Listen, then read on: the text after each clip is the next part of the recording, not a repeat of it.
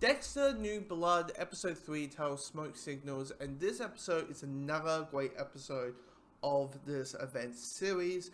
And like, these 3 episodes combined are a hell of a lot better than whatever we got given for season 7 and season 8, the final 2 seasons of the original series. These 3 episodes are a hell of a lot better, and it is full of great character stuff. There's a lot of information. The story is interesting. The story is engaging. Having Dexter, literally, the Dexter story in this episode is kind of like last week's episode. It is, here's a situation that we have seen Dexter in, where, oh dear, he needs to hide the body somewhere so he doesn't get caught. Okay, how is he going to do it? Well, we have seen that before, but it's in a different environment. It's like something that we know, but we're new for us to take. Because he's not in Miami anymore. He can't just get the plastic bags, drive to the port, put it on his boat, drive his boat to said ocean point and dump the body pieces into the ocean and let them float down to the stream. He can't do that anymore. So it's interesting of how he's trying to figure out how to throw the police the scent off to make sure that rule number 1, don't get caught, and how to get rid of the body. Because, he's listing off of all of the things he could do. He's like, well, I could put it in the lake. No, it's too shallow. Cemetery, no, it's frozen. The grass is basically frozen right now.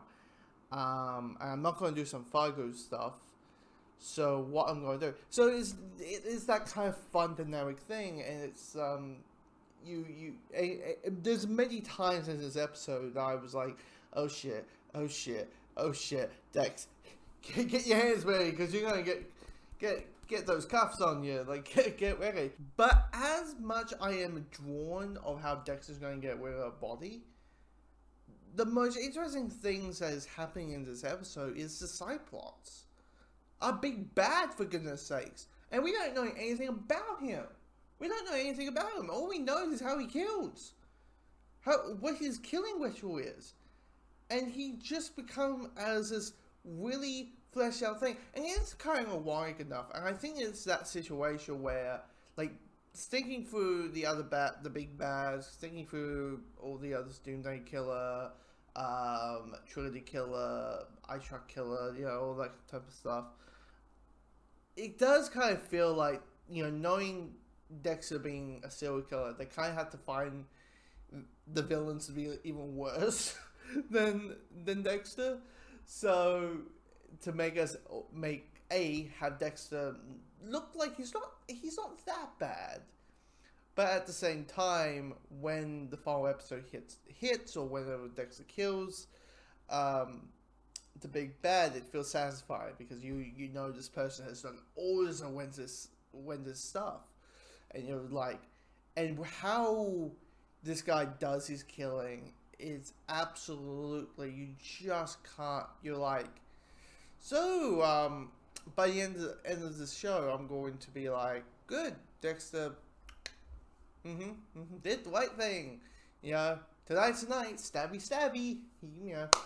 It's coming to that situation. But also, what is interesting is Harrison.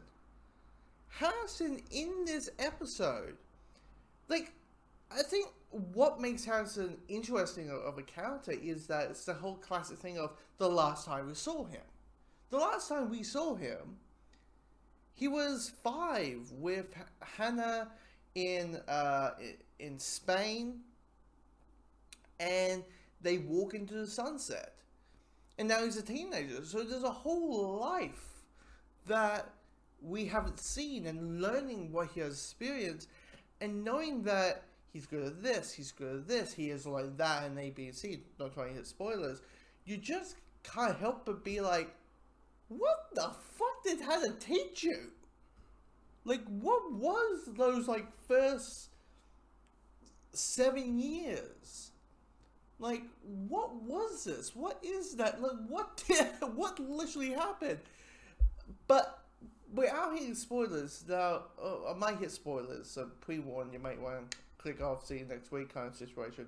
I mean, this theory is probably not going to be like, well, duh, dude, but clearly what they're hinting is that something major happened with Harrison. With him being, in a nutshell, a gifted kid, and also him being able to quickly do a choke grab by one hand. I mean, clearly the mindset is, Hannah, what do you taught this kid? But the second thing is, I wouldn't be shocked we find out that the apple isn't far from the tree. Like, maybe he killed Hannah. Accidentally or literally, whatever the situation is. Maybe he did kill Hannah and used the cancer thing as a cover-up. Maybe he done this and that, or whatever the situation is, because it just feels so... like, you're just like, wait, what is happening? Who, like, you keep saying to yourself, who's this kid? And that, for me, is, I think, a very interesting moment, to the point you just want to do, like, dot point speculation.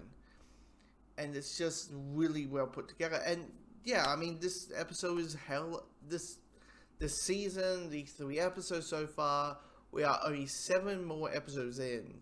We got 7 more episodes to go, and I'm already like, come on, come on, why week by week? You know, give me a chunk. Do a Netflix thing. Give me 3 episodes or 4 episodes. Do that. You know, how dare you do week by week? Or let me binge it all just so we can, you know, talk about, so we can get our answers, for God's sakes. But yeah, this is a really well put together episode, and so far a season as well.